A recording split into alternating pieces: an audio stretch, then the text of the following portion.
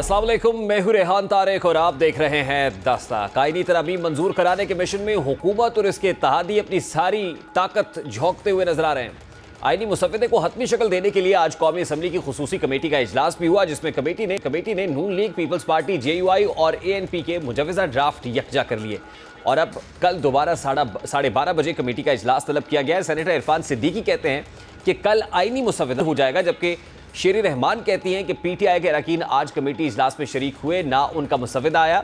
हुकूमत हर तरह से मुतहर्रिक दिखाई दे रही है। आज नवाज शरीफ ने भी मौलाना फजलुर रहमान, आसिफ अली जरदारी और बिलावल भुट्टो को इशाइये पर मदऊ किया हुआ है, जिसमें सियासत के बड़े आपस में बैठकर आईनी तरमीम के हवाले से अहम फैसले करने जा रहे हैं। सदर ममलिकत आसिफ जरदारी ने भी कल कौमी असम्बली और सेनेट के अलहदा इजलास तलब कर लिए हैं, जिससे बज़ाहिर ये लगता है कि हुकूमत ने अहम आईनी तरमीम की मंजूरी के लिए अपनी कमर बांध ली है। अब हुकूमत इन तरामीम के हवाले से मौलाना फजलुर रहमान का साथ मांग रही है, जो अब शायद हुकूमत को मिलने जा रहा है, क्योंकि पीपल्स पार्टी और JUI पे आईनी तरामीम के मुसव्वदे पर एक पेज पे आ चुके हैं। मौलाना का बिलावल भुट्टो के साथ गुज़श्ता रोज़ मुश्तरका प्रेस कॉन्फ्रेंस में कहना कि हम दोनों जमातों का तो इस मुसव्वदे पर इत्तफाक हो गया है, पहला मुसव्वदा हमसे शेयर किया गया था, इस पर तो नफाक था और न अब है। इसी तरह बिलावल भुट्टो का कहना कि हमारा इत्तफाक हो गया और हम चाहते हैं कि PTI और दीगर जमातों के साथ भी कंसेंसस डेवलप हो जाए। यकीनन ये एक बहुत बड़ी डेवलपमेंट है। गुज़श्ता रोज़ क्या हुआ, ज़रा उसकी एक झलक आपको दिखाते हैं। जो पहला मुसवदा है वो काबिल कबूल नहीं, वो उस दिन भी काबिल कबूल नहीं था, आज भी काबिल कबूल नहीं, और हमने जो तजावीज़ दी हैं अगर उस पर इत्तेफाक राय बनता है तो सद बिस्मिल्लाह, हम इस पर खुश हैं। आज हमने वो जगह तलाश की जहाँ पर कि हमारा थोड़ा फ़र्क था, उस फ़र्क को आज हमने मिटाने में कामयाब हुए हैं। मुस्लिम लीग नून से भी हम यही तवक्को रखेंगे कि इस आइन को हमने महफूज रखना है। पाकिस्तान पीपल्स पार्टी और JUI का कंसेंसस बना है, वो consensus JUI, Pakistan People's Party और मुस्लिम लीग नवाज के कंसेंसस हमारे उस कंसेंसस में तब्दील हो जाएगा। और मौलाना फजलुर रहमान साहब के ये ख्वाहिश है, ये कोशिश है कि ये कंसेंसस ना सिर्फ पाकिस्तान पीपल्स पार्टी और मुस्लिम लीग नवाज और JUI और इत्तेहादी जमातों तक महदूद हो, मगर उनका ये ख्वाहिश है कि ये इत्तफाक राय पाकिस्तान, तहरीके इंसाफ, बाकी ऑपोजिशन में बैठे हुए जमातें भी इस इत्तेफाक राय में शामिल हो। JUI पे चीफ जस्टिस की मुद्दत मुलाजमत में एक्सटेंशन की हामी नहीं थी और हुकूमत इससे पीछे हटने को तैयार नहीं थी, लेकिन अगर मौलाना फजलुर रहमान ने आईनी तरमीम पर हुकूमत और इसके इत्तेहादियों के साथ चलने का ग्रीन सिग्नल दिया है, तो इसका मतलब ये हुआ कि शायद हुकूमत अपने मौक़िफ़ से पीछे हट गई है और वो चीफ जस्टिस की मुद्दत मुलाजमत में एक्सटेंशन के हवाले से दस्तबरदार हो गई है।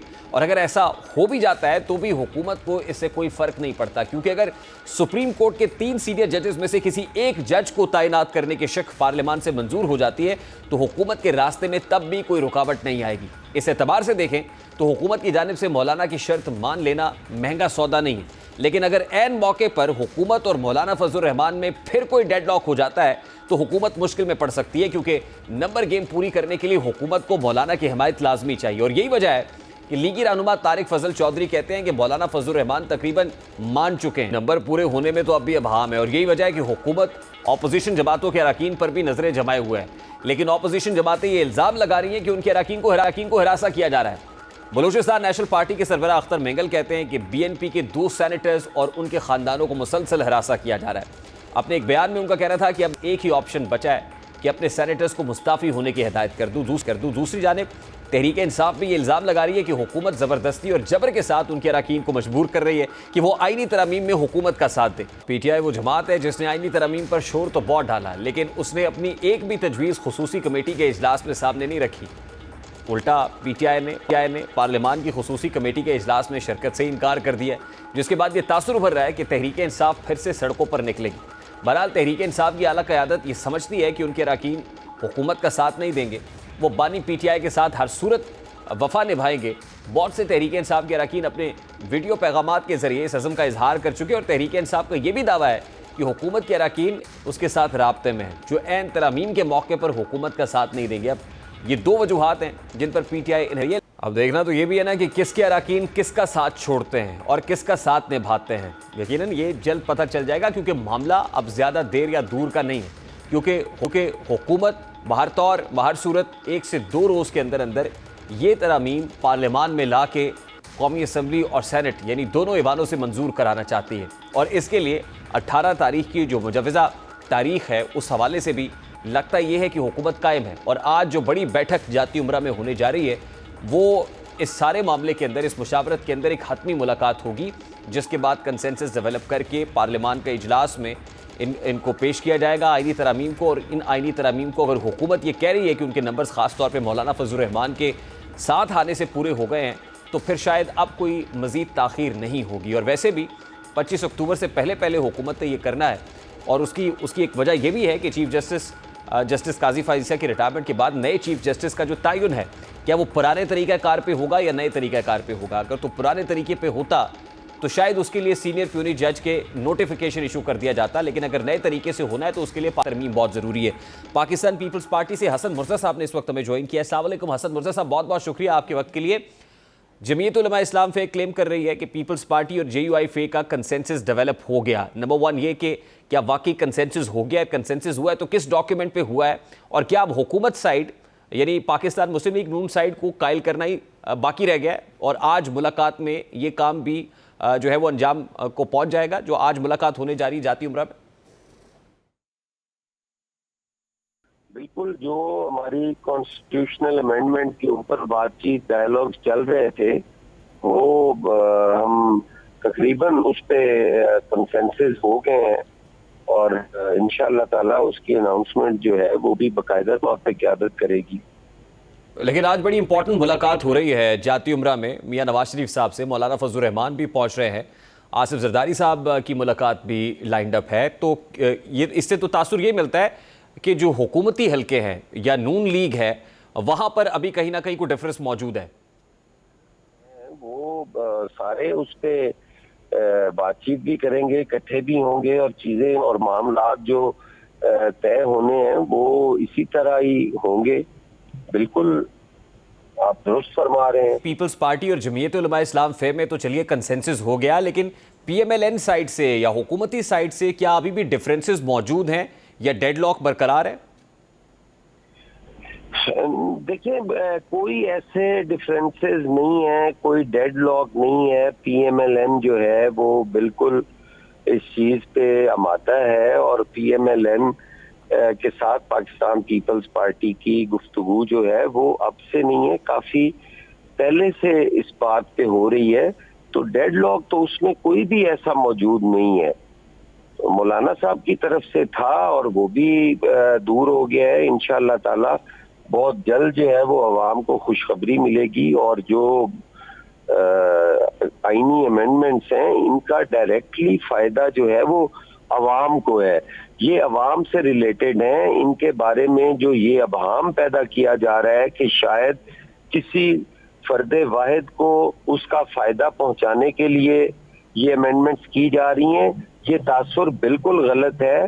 ये डायरेक्टली जो है अवाम के लिए है, क्योंकि हमने खुद देखा है और खुद हम विक्टिम रहे हैं। शहीद जुल्फकार अली भुट्टो के केस में 45 साल लगे हमें अधूरा इंसाफ मिलने में। आज भी जुडिशरी अपने चेहरे से वो भुट्टो शहीद के खून के जो धब्बे हैं वो साफ नहीं कर सकी। तो इसीलिए पाकिस्तान पीपल्स पार्टी जो एक अरसा दराज से इसकी कोशिश कर रही थी, अब इंशाअल्लाह ताला हम कामयाबी की तरफ बढ़ रहे हैं, और इन आईनी अमेंडमेंट से अवाम को डायरेक्टली फायदा पहुंचेगा। तो हसन मुर्जा साहब, ये जो कॉन्स्टिट्यूशनल कोर्ट का आइडिया है, पाकिस्तान पीपल्स पार्टी भी ये कहती है चार्टर ऑफ डेमोक्रेसी के अंदर हमने कॉन्स्टिट्यूशनल कोर्ट पे एग्री किया था, तो कॉन्स्टिट्यूशनल कोर्ट के आइडिया पे जमीयत उलमा इस्लाम फे एग्री कर गई है, मुत्तफिक हो गई है, क्योंकि वो तो कहते हैं कि कॉन्स्टिट्यूशनल बेंच बनना चाहिए with in supreme court rather than constitutional court. देखें, अगर हमारे कंसेंसस हुए हैं तो वो डेडलॉक खत्म हुआ है ना। कंसेंसस किस बात पे हुआ है सर? आज़ादी का इजहार किया है तो तभी हम आगे बढ़ रहे हैं ना। तो अगर ये डेडलॉक बरकरार रहता तो फिर किस तरह आगे बढ़ सकते थे? नहीं, आप मौलाना की सिफारिशात पर आमादा हुए हैं या मौलाना ने अपनी सिफारिशात पर आपको राजी कर लिया?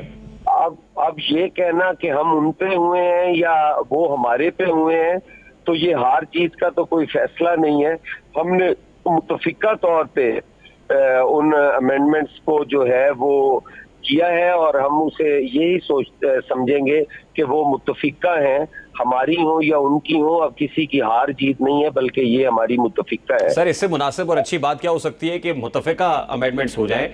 ड्राफ्ट क्योंकि 3 किस्म के है ना, ये किस ड्राफ्ट के ऊपर मुत्तफिक हुए हैं? क्या मौलाना के ड्राफ्ट में मुत्तफिक हुए या मौलाना आपके ड्राफ्ट पे हुए? देखिए खबर ये जरूर है कि किसके ड्राफ्ट में मुत्तफिक हुए हैं, लेकिन उससे बड़ी खबर ये है कि आइन जो है उसमें अगर मुत्तफिका अमेंडमेंट्स हो, तफरीक खत्म हो जाए और आप भी उसमें अपना एक जो आपका किरदार है वो बड़ा ही अहम रोल है, अगर आप उसको भी मुस्बत अंदाज में लें और इसी पे इत्तफाक करें कि ये मुत्तफिका है, ये पीपल्स पार्टी का ड्राफ्ट भी वही है और JUI का भी वही है और PMLN का भी वही है, तो मेरा ख्याल है उसके समरात ज्यादा बेहतर मिलेंगे। लेकिन सर प्रैक्टिकली ड्राफ्ट सेम है नहीं ना, मैं इसलिए कह रहा हूं कि ड्राफ्ट अगर सेम हुआ है। कर रहा हूं, अब तो सेम हो गया है ना, हमें अब पे रहना चाहिए। हमें पिछले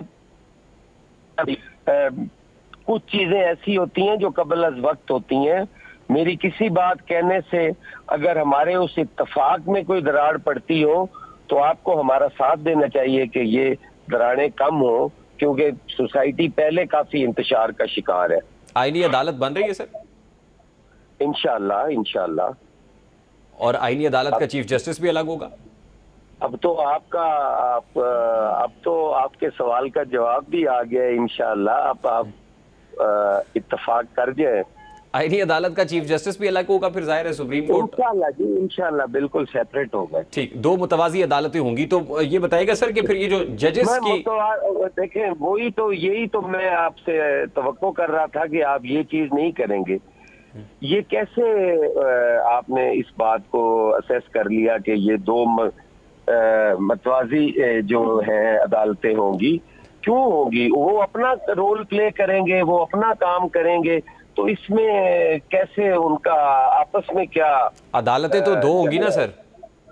तो सर अदालत एक होगी ना जी, एक क्रिमिनल्स की क्रिमिनल साइड पे होगी, एक कॉन्स्टिट्यूशनल साइड पे होगी, अलग अलग चीजें हैं, उससे तो कोई चीज मिलाने वाली है ही नहीं। और दोनों के चीफ जस्टिस अलग अलग होंगे?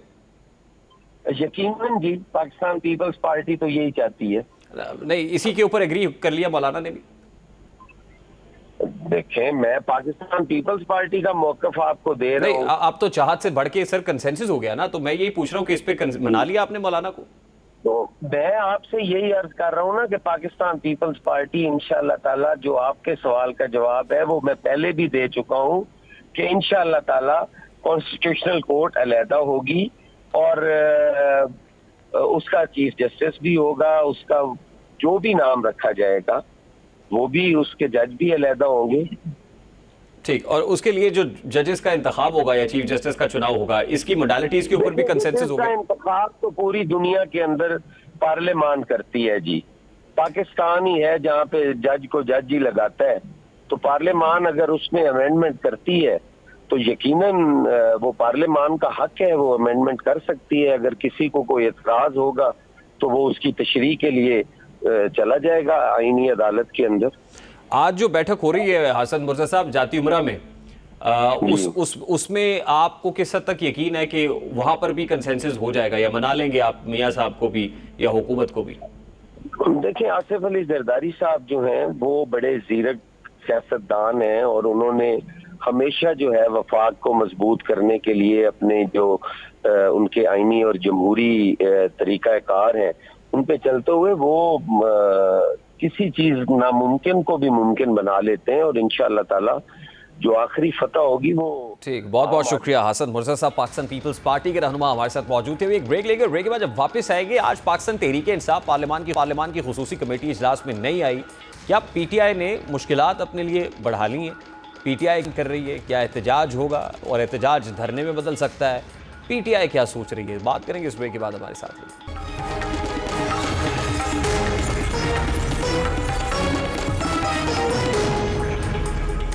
तहरीक इंसाफ मुसलसल गर्म पानियों में है, एक मुश्किल ख़त्म नहीं होती तो दूसरी सर उठाने लग जाती है। अब जैसा कि तहरीक इंसाफ की जानिब से उम्मीद जाहिर की जा रही थी कि अगर बानी PTI ऑक्सफोर्ड यूनिवर्सिटी के चांसलर बन जाते हैं तो उनके बहुत से दुख दर्द शायद दूर हो जाएंगे, यानी बानी PTI के केसेस ख़त्म हो जाएंगे और वो जेल से रिहा भी हों। लेकिन बानी PTI का चांसलर बनने का ख्वाब भी अधूरा रह गया है, क्योंकि ऑक्सफोर्ड यूनिवर्सिटी के चांसलर के इंतखाब के उम्मीदवारों की जारी करदा फहरिस्त में बानी PTI का नाम शामिल नहीं है। यानी तहरीक इंसाफ को इस महाज में भी नाकामी का सामना करना पड़ा है और इस हवाले से अपनी जगह पर क्लेम्स भी थे। जुल्फी बुखारी भी जो है वो ज़ोर शोर से बानी पीटीआई की चांसलर का इलेक्शन लड़ने के हवाले से कैंपेन कर रहे थे। ताम अब जो कैंडिडेट सामने आए बानी पीटीआई का नाम शामिल नहीं है। उसके अलावा कॉन्स्टिट्यूशनल अमेंडमेंट के इस फ्रंट के ऊपर भी आज पीटीआई पार्लियामान की खुसूसी कमेटी में मौजूद नहीं थी। अब what options PTI is left with, इस पे बात करेंगे। बैरिस्टर उमैर खान न्याजी साहब पाकिस्तान तहरीक इंसाफ के रहनुमा हमारे साथ मौजूद है। अस्सलाम वालेकुम बैरिस्टर साहब, बहुत बहुत शुक्रिया आपके वक्त के लिए। बैरिस्टर साहब, सबसे पहले तो ऑक्सफोर्ड यूनिवर्सिटी के कैंडिडेट्स की लिस्ट सामने आई है, उसमें इमरान खान साहब का नाम शामिल नहीं है। How do you see that? अच्छा जी, ऑक्सफोर्ड यूनिवर्सिटी के अपने रूल्स हैं, कवायद ज़वाबित हैं और उसमें उन्होंने वाज़े तौर पे लिखा हुआ है कि जो एक्टिव पॉलिटिशियंस हैं उनको वो नहीं कंटेस्ट करने देते, मतलब रिटायर्ड पॉलिटिशियंस वो ले लेते हैं। अब उनके रूल्स हैं, जाहिर बात है रूल्स के अंदर ही रह के गेम खेली जाती है ना, रूल्स के बाहर तो नहीं रह सकते। इस क्वालिफिकेशन क्राइटेरिया से आगाह नहीं थी पीटीआई जब वो बात कर रही थी? ये तो उन्होंने जाहिर बात है जिन्होंने परसू किया होगा उस वक्त देखा होगा और शायद देखा होगा कि भाई इस दौरान ये पीरियड शायद उसको एज ट्रीट किया जाए कि वो पॉलिटिक्स में नहीं है।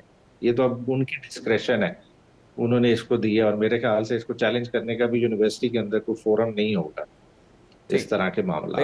Do you really think it's a setback for PTI या फॉर बानी पीटीआई?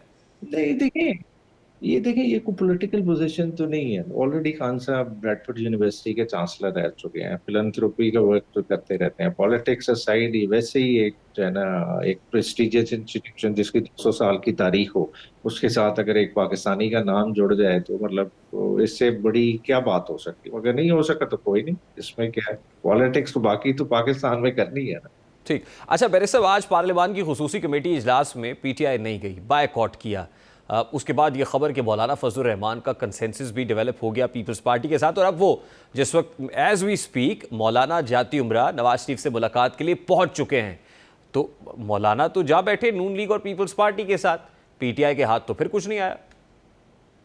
अच्छा ये जिस आप पार्लियामानी कमेटी का हवाला दे रहे हैं, देखें अगर थोड़ा सा पीछे चले जाएं, ये स्पीकर साहब ने पार्लियामानी कमेटी बनाई थी पीपल्स पार्टी की सरबराही में और इस पार्लियामानी कमेटी का मकसद था कि जो एक हमला हुआ था असेंबली के अंदर, आपने देखा था एमएनए को रात की तारीकी में गिरफ्तार किया गया था हाउस के अंदर, ये उसको प्रोब करने के लिए बनाई थी और ये उसी के अंदर जो है ना साथ इस डिस्कशन की भी डिबेट चलने के लिए। देखिए बाकायदा तौर पे ना कोई अमेंडमेंट्स गवर्नमेंट साइड से कोई टेबल हुई है, ना शेयर हुई है, ना उस पर कोई कमेटी कॉन्स्टिट्यूट हुई है, तो उस पर बायकॉट का तो सेकेंडरी स्टेप आता है ना।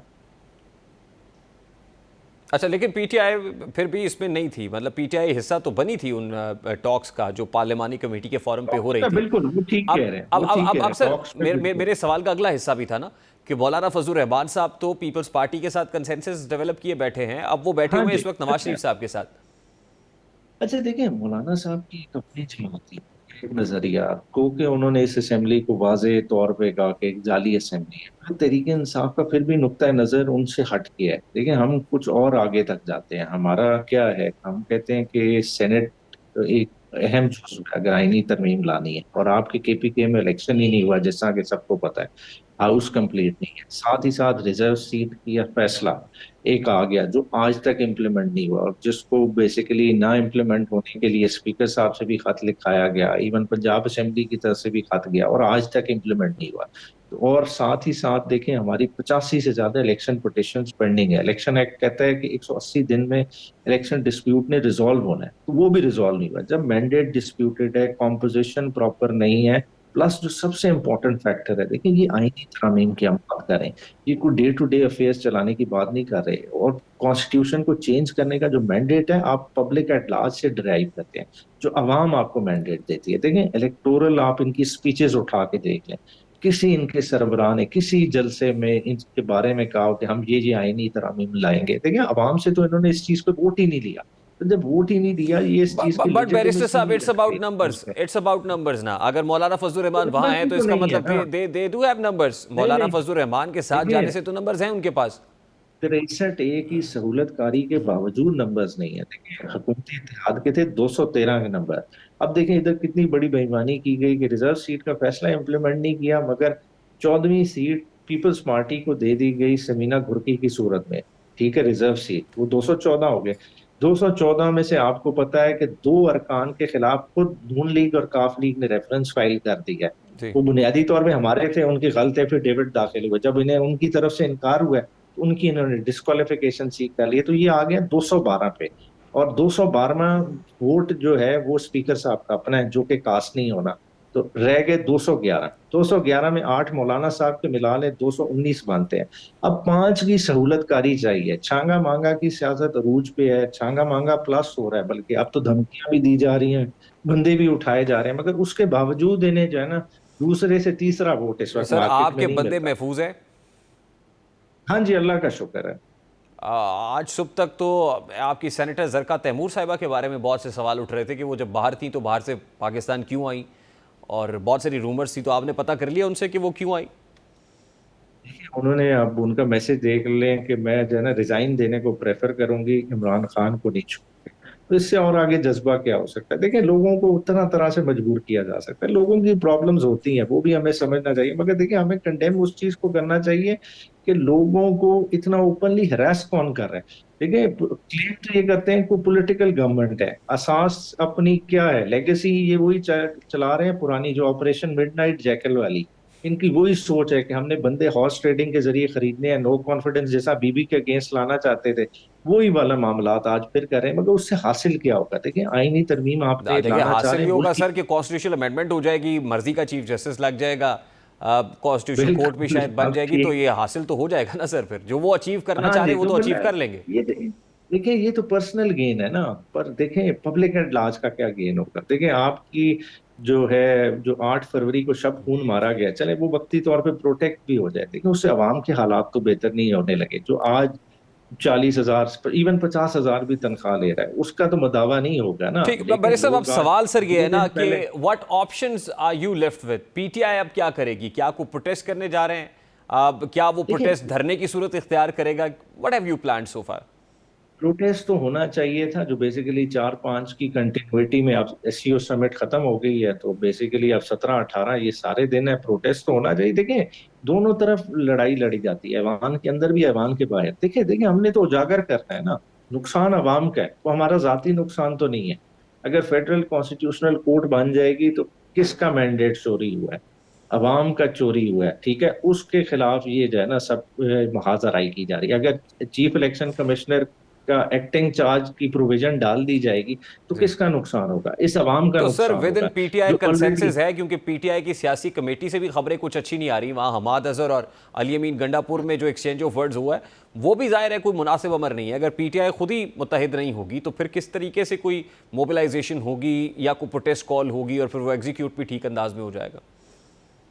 देखिए, पार्टीज में झगड़े भी होते हैं, मामला भी, देखिए डिफिकल्ट सिचुएशन है। देखिए, हमारी ऐसी सिचुएशन नहीं है कि हमारा लीडर लंदन बैठा हो, हमें इंस्ट्रक्शंस दे रहा हो। हमारे लीडर को जेल में डाला हुआ है, और जेल भी ऐसी में कि 3 अक्टूबर से किसी का राब्ता ही नहीं है, किसी को हालात का ही पता नहीं है, ठीक है। तो इस तरह की कैफियत में जाहिरी बात है कुछ ना कुछ प्रॉब्लम्स आते हैं, मगर फिर भी देखें कि पार्टी ने बहुत सारी चीजों में बहुत बेहतर काम बैक किया, और इंशाल्लाह ताला आने वाले दिनों में आप बेहतर रेजिस्टेंस पाएंगे पार्टी के एंड पे।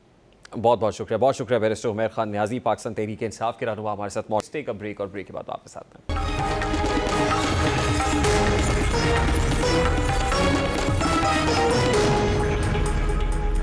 शंघाई ताउन तंजीम के अहम इजलास का कामयाबी के साथ पाकिस्तान में इनेकाद हुआ। इस इजलास को पाकिस्तान के माशी, सफारती और सिक्योरिटी पॉइंट ऑफ व्यू से स्ट्रेटेजिकली अहमियत का हामिल तस्वुर किया जा रहा था। इस इजलास के बाद एससीओ का मुश्तरका एलामिया जारी किया गया, जिसके मुताबिक सियासत, सलामती, तिजारत, मईशत, मालियात और सरमायाकारी के शोबों में ताउन को मज़ीद फ़रोग़ दिया जाएगा। अब तिजारती इक़दामात का मुकाबला करने की मुश्तरका कोशिशें भी जारी रखी जाएंगी।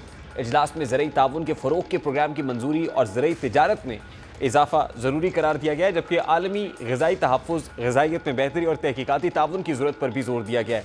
मुश्तरका एलामिया के मुताबिक तालीम, सकाफ़त, सयाहत और खेल में ताउन के फ़रोग़ पर जोर दिया गया। एससीओ इजलास के एलामिया में नौजवानों की जो पॉलिसी में ताउन है उस पर एससीओ यूथ काउंसिल के इक़दामात का एतराफ़ किया गया।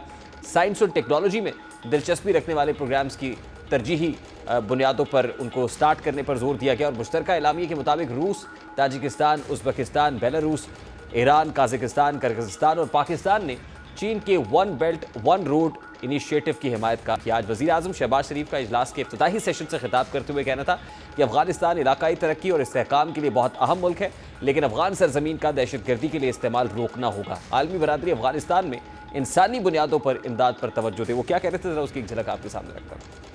The belief that we possess not only the potential but the collective will to forge a future that is more prosperous, stable and secure for our people. Poverty alleviation and the empowerment of women and youth across the SCO region, a reflection and a commitment of our determination to promote prosperity through unity. A stable Afghanistan SCO एक multilateral forum है, लेकिन इस multilateral forum की अहम बात यह है कि साइड लाइन्स पे कुछ मुलाकातें, फॉर एग्जांपल जो चाइनीज़ प्राइम मिनिस्टर हैं वो पाकिस्तान पहुंचे और कुछ MOUs के ऊपर भी बात हुई। चीन का जो बेल्ट एंड रोड इनिशिएटिव है, CPEC का मामला है, उस हवाले से चीनी वज़ीर आज़म की पाकिस्तान में आमद को बहुत अहम समझा जा रहा है। और उसके अलावा भारतीय वज़ीर ख़ारजा S जयशंकर की जो आज पाकिस्तानी वज़ीर ख़ारजा इसहाक़ डार से भी कुछ मुलाकात हुई, वज़ीर आज़म से मुसाफ़ा करते हुए भी उन्होंने जाने के बाद भी SCO समिट को खासा खुशाइन करार दिया। उन्होंने जो अपने X हैंडल के ऊपर ट्वीट की उसमें भी अच्छे अल्फाज का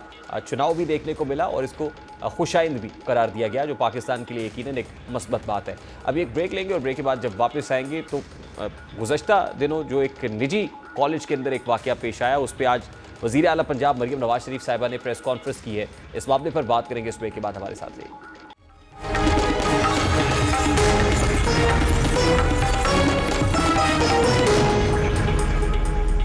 चंद रोज़ कबल लाहौर के एक निजी कॉलेज में एक तालिबा के साथ जिनसी ज़्यादती की खबर गर्म हुई, जिसके बाद निजी कॉलेज के स्टूडेंट्स की जानिब से इंतज़ामिया के खिलाफ एहतजाज शुरू हो गया, जो कई रोज़ तक जारी रहा। इसमें 2 दर्जन के करीब तलबा ज़ख्मी भी हुए। लेकिन दिलचस्प बात यह है कि जिस लड़की के साथ ज़्यादती की कहानी सामने आई वो लड़की मंजर आम पर नहीं आ सकी।